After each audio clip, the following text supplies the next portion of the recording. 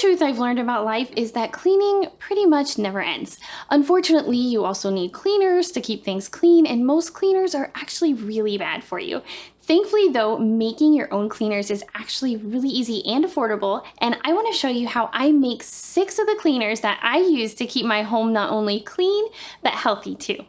First up is a good old-fashioned all-purpose pine cleaner. First, make an infusion by placing 3 to 4 small pine branches in a half-gallon jar and then pour boiling water over the branches to fill the jar up. Place the lid on top and allow it to infuse for 1 hour. Carefully strain off the liquid, remembering that it may still be hot. Add to the liquid 4 teaspoons of liquid Castile soap and 4 teaspoons of washing soda. Mix this up until the soda dissolves completely. Pour your cleaner into a spray bottle and label it. And make sure to label any extra that you might have too. I like to use this on my bathroom counter and for any kind of all-purpose type cleaning. This cleaner also works great to mix a little bit in with a bucket of hot water to mop the floors. It smells amazing too. Now, because sometimes an all-purpose cleaner just can't quite cut the deep grime, we definitely need a gentle but hard-working bathroom scrub. Simply place 2 cups of baking soda in a bowl and drop in about 30 drops of lemon essential oil. Mix until it's well blended, pour it into a jar and label it. This works great in my bathroom sink or tub to cut through the harder grime. A nice degreaser is always a good idea to have on hand. For this, I simply fill a 4-ounce spray bottle about halfway full of white vinegar, drip in about 20 drops of lemon essential oil, and fill it the rest of the way with water. Screw on the lid, label it, and shake it up. I use this on greasy surfaces like the stove, or it has even worked great to spray on clothes that are splattered with grease.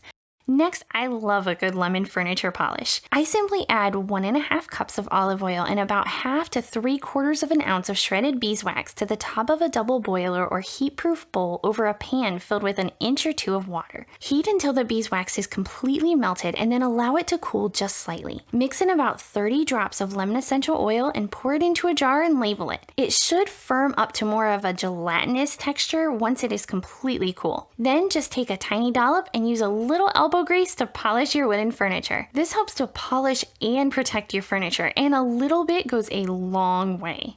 Next, of course, there are the windows and mirrors. Nothing beats white vinegar for cleaning glass, but since vinegar isn't as good at disinfecting as it is at just cleaning, I like to amp it up a bit. I place a half-gallon jar on the counter and have everyone throw in their citrus peels as they eat their fruit. It doesn't usually take very long to get a half a jar of peels. Then I add in about 1/2 cup of dried lemongrass and fill the jar the rest of the way with white vinegar. Add a lid and allow it to sit for about 2 weeks. Strain off the peels and herbs and you have a concentrated citrus vinegar. I like to mix it in a spray bottle using about 2/3 citrus vinegar to 1/3 water. Shake it up and label it and it's ready to help your windows and mirrors shine. Lastly, of course, is the never-ending flow of dirty laundry. For the laundry soap, you need a 5-gallon bucket that has a nice tight lid. Start by completely shredding a bar of soap on a cheese grater. I prefer to use a bar of Castile soap or just an inexpensive and as unscented as possible bar of bath soap. After you've shredded your soap, add 1/2 gallon of water to a medium saucepan and dump in your shredded soap. Heat this gently until the soap is completely melted in. While it's melting, take your 5-gallon bucket and add to it 4.5 gallons of super hot tap water. Then add in 2 cups of borax and 2 cups of washing soda. Pour in your melted soap mixture and mix this together until the powders are dissolved. If you don't have a long enough spoon to mix it all the way to the bottom, make sure it's cool enough before you reach in. If you like, you can also add in essential oils to amp up the scent and cleaning power. I like to use about 25 drops each of lemongrass and citronella. Make sure you screw the lid on tightly, especially if you have little ones around, and let it sit overnight. It will usually turn gelatinous by then and give you enough laundry soap to hopefully last quite a while. And now that I have my cleaners made, I guess I need to go use them.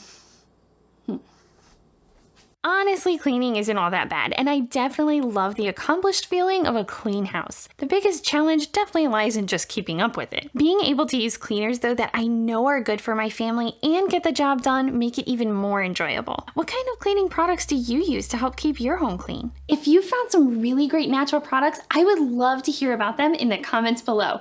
Thank you so much for watching, and if you enjoyed this video, it would just bless my now very clean socks off if you would like and subscribe. Take 2. This is the extra weird in between shot. I would appreciate it so Well, they are very clean now, because I use natural laundry soap to clean them. I'm not arguing.